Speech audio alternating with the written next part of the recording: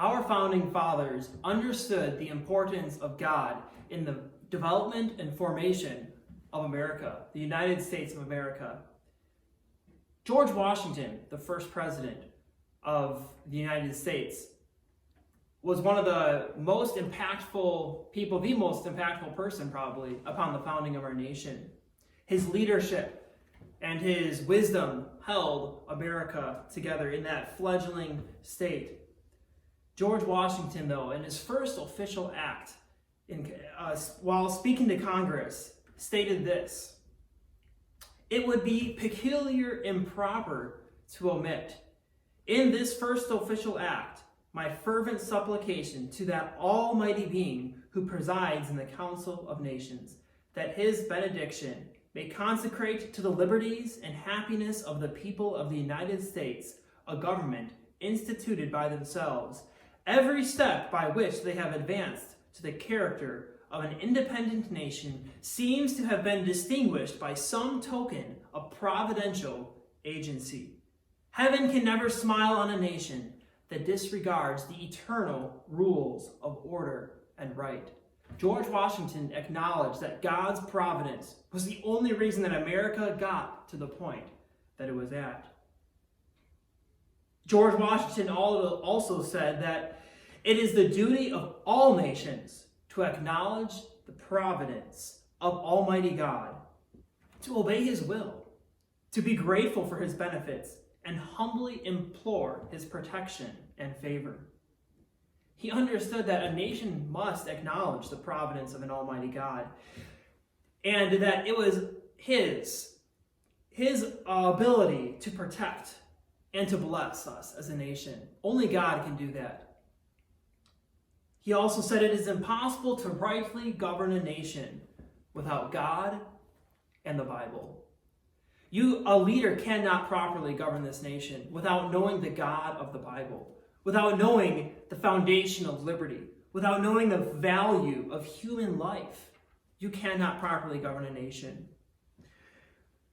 Our third president, Thomas Jefferson made this statement: "The God who gave us life gave us liberty at the same time." We have seen an erosion of liberty in our nation. And I believe that's directly tied to the erosion on the value of human life. We have disregarded human life, especially the lives of innocent human beings that are helpless, that being babies in the womb. But as Thomas Jefferson said, the God who gave us life gave us liberty. As you see the erosion of the value of life, you will see in direct correlation the erosion on our liberties. People are attacking life because they want to go after your liberties. Even in the Declaration of Independence, there's the phrase that says, "We hold these truths to be self-evident, that all men are created equal, and that they're given by their Creator certain unalienable rights, that among these are life, liberty, and the pursuit of happiness." When you remove God from a society, you remove the value of life, which will further remove the value of liberty and will therefore take away your happiness. God is foremost in the preservation of our liberty and of our life and of our happiness. George Washington also said that he made sure that chaplains were a part of the army in the war for independence.